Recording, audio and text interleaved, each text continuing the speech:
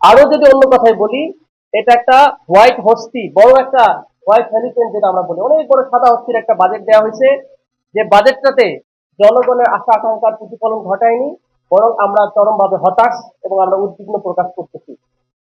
আমরা মনে করি এই বাজেটের যদিও কিছু ভালো দিক আছে, বিশেষ করে শিক্ষা, স্বাস্থ্য এবং সামাজিক নিরাপত্তায় কিছু বিষয় বলা হলেও আলটিমেটলি এই বাজেট যদি পূর্ণাঙ্গভাবে কেউ বিশ্লেষণ করে, তাহলে আমরা দেখতে পাবো এই বাজেটটা মূলত একটা আলটিমেটলি প্রতারণার বাজেটে হয়েছে।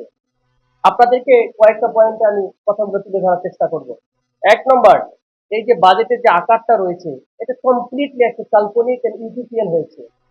যেমনটা বলেছে যে ইশতেহার ভিত্তিক একটা বাজেট হয়েছে। বাজেট নরমালি যেভাবে হয়, সংখ্যা ভিত্তিক আলোকেশন হয়, সেই স্টাইল এখানে হয়নি। এবং এখানে আমার মনে হচ্ছে যে এত বড় বাজেট দিয়েছে, 9,38,000 কোটি টাকা।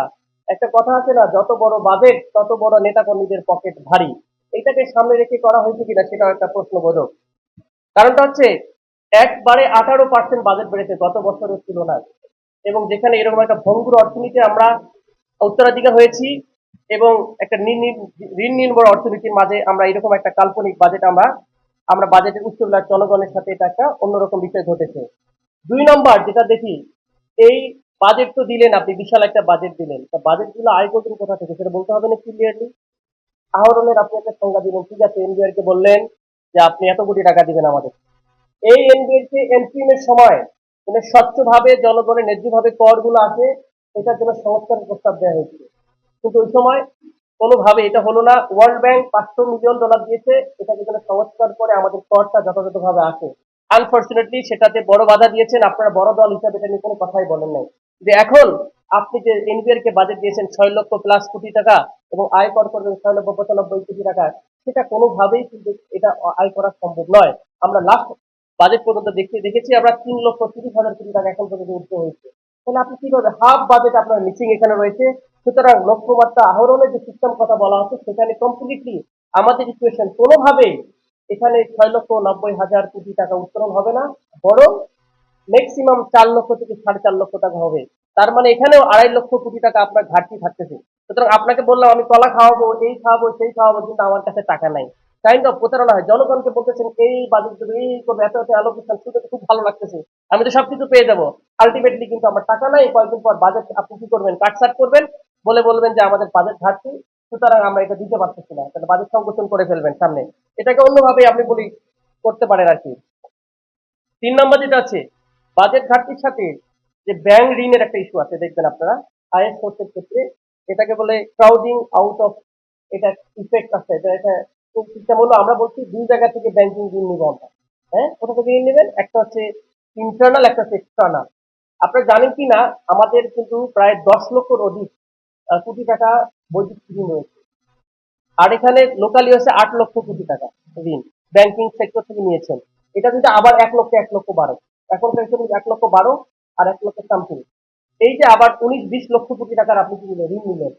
এইভাবে যদি ঋণ একটা নিয়ে থাকেন, তাহলে ইন্টারনাল ব্যাংকগুলোর অবস্থা আপনি দেখেন, ব্যাংক ক্লিনিক্যালি অনেকগুলো ব্যাংক ডেট হয়ে গেছে। এক্সিম ব্যাংক বলে অনেক বেসলাইন ব্যাংক, সব ব্যাংকে মোটামুটি টাকা নাই, শূন্য অবস্থা, সংস্কার করেন নাই, বরং ব্যাংক রেজুলেশন করে এসালমকে দেওয়ার মতো কাজ ঘটেছে। এইরকম একটা ভঙ্গুর ব্যাংকের সিস্টেমের মধ্যে আমরা মনে করি এই বাজেটে ব্যাংকিং সংস্কার নিয়ে কোনো স্পেসিফিক কথা হয় না। ব্যাংক রেগুলেশনে খুব বেশি কিছুই হয় নাই। অনেক ব্যাংক যে মানুষকে বোঝানো হচ্ছে আমাদের 66-68টা ব্যাংক রয়েছে, 10 ব্যাংক রয়েছে, এখান থেকে আমার টাকা নেই, কিন্তু টাকাটা এখান থেকেও পাবেন না। তখন আপনার অল্টারনেটিভ অপশন থাকবে আপনি টাকা ছাপানো, টাকা ছাপাইলে আপনি ইনফ্লেশন হবে, কিন্তু আপনি বলছেন আপনি ভ্যাট কমিয়েছি। সুতরাং এই জায়গাটাতেও জনগণের সাথে বোঝা যাচ্ছে যে একটা একটা প্রতারণা সামিল হয়েছে, এবং একটা দিক নির্দেশনা খুব বেশি ক্লিয়ারলি আসে নাই। 3 নম্বর আরেকটা জিনিস দেখেন, আমাদের 3 অ্যাকাউন্ট রয়েছে বাংলাদেশে 1,28,কোটির মতো। এর মধ্যে আমাদের ভ্যাট রেট দেয় কত, 15 লক্ষ। 44 লক্ষের মধ্যে অ্যাকুরেট ভ্যাট দেয় 16 লক্ষ আর কি। তো এই, হ্যাঁ, 40 লক্ষ ট্যাক্সের আন্ডারে আছে আমাদের, কিন্তু তার মধ্যে একুরেট ট্যাক্স দেয় হচ্ছে প্রায় 16 লক্ষ মতো। তো সেখানে দেখেন আপনি আবার নতুন করে সংযুক্ত করলেন যে কোনো একজন ব্যক্তি, তো ব্যাংক অ্যাকাউন্ট খুলতে গেলে তিন সার্টিফিকেট লাগবে। তারপর মানুষ আর ফর্মাল চ্যানেলে যে টাকা লেনদেন করবে সেটাও করতে তারা ভয় পাবে।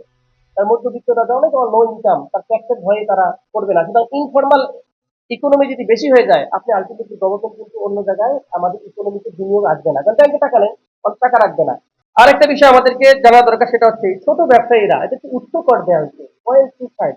বলতেছে আগেই টাকা কেটে নিবে, আপনার কাছে কেউ দিতে আসলো ওখানে আগেই 20% সমস্যা হয়ে যাবে। তারা তো আর মানে যত ছোট হোক না কেন, কিন্তু ছোট এক্সপান্ড করার ব্যাপারে আমাদের কথা ছিল।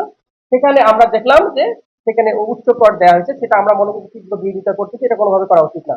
আরেকটা ইন্টারেস্টিং, আপনার ঢাকা শহরে বসবাস করলে এভারেজ আমরা বিভিন্ন সোর্স থেকে রিসার্চ দেখি যে মিনিমাম 36,000 টাকা লাগে জীবিকা উন্নয়ন মিনিমাম থাকার জন্য, যে পরিমাণ কস্ট যায়। সেখানে আমরা বলেছিলাম 4 লক্ষ 4.5 লক্ষ টাকার নিচে কোনোভাবেই, যেটা আমাদের করমুক্ত আইসীমা সেটা দেওয়ার কথা ছিল, কিন্তু আমরা গভর্নমেন্টকে দেখলাম মাত্র 25,000।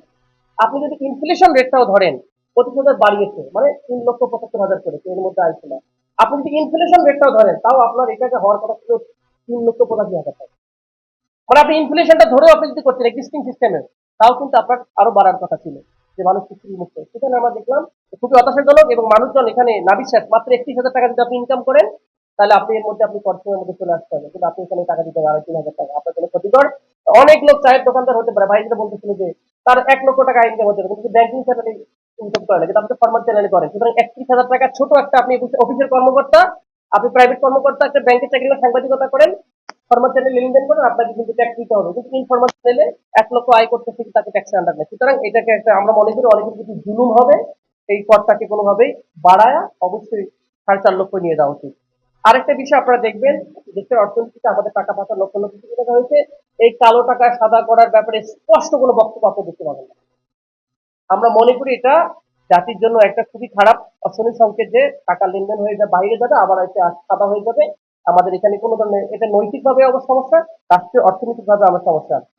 তো ওভারঅলি যদি আমরা দেখি, এই ছিল মোটা দাগে আমাদের মেইন জায়গাগুলোর কিছু।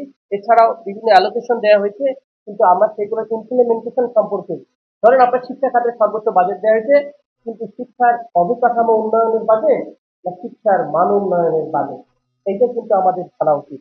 স্বাস্থ্য খাতে বাজেট দেওয়া হয়েছে, সেটা কি স্বাস্থ্যের অবকাঠামো উন্নয়নের বাজেট, নাকি অনেকগুলো ডাক্তার নিয়োগ, আমাদের বিভিন্ন ধরনের যেটা আমাদের মান উন্নয়ন করে স্বাস্থ্যের, সেটার বাজেট। সেগুলো আমরা দেখার, রেগুলার ইমপ্লিমেন্টেশন কেমনে হবে এবং দুর্নীতি রোধ কিভাবে করবে, সেগুলোর ব্যাপারে ওভারঅলি আমরা মনে করি আরো বেশি একটা সুন্দর বাজেট হতে পারতো। কিন্তু সব মিলায়া যদি আমরা ক্যালকুলেশন করি, বাজেট 9,40,000 কথা, আবার আমাদের বাজেট দিয়েছে, আয় হয়েছে আপনার বলতেছে আমাদের এত টাকা, আসলে আয় হবে 5 লক্ষ কোটি টাকা। সুতরাং আপনি ওভারেজ 4 লক্ষ কোটি টাকা, ধরেন যে 45% of the budget you will never have allocation, টাকা আসলে দিতে পাবেন না। তাহলে আপনি সেই বাজেটটাকে আপনি কি বাজেট বলবো, যেটা প্রথমে বলেছি একটা প্রতারণাশালীন বাজেট, কারণ আপনার আয়ের সাথে আয়ের কোনো সোর্স ক্লিয়ার না। সব মিলে আমরা এনসিপির পক্ষ থেকে মনে করি জুলাই পরবর্তী বাংলাদেশের একটা চমৎকার বাস্তবসম্মত বৈষম্যহীন একটা বাজেট হওয়ার কথা ছিল, সে জায়গায় একটা ইশতেহার নির্ভর মানে কপা বুলির সর্বস্ব একটা বাজেট হয়েছে। আমরা এই বাজেটের তীব্র সমালোচনা এবং প্রতিবাদ জানাচ্ছি। সবাইকে ধন্যবাদ।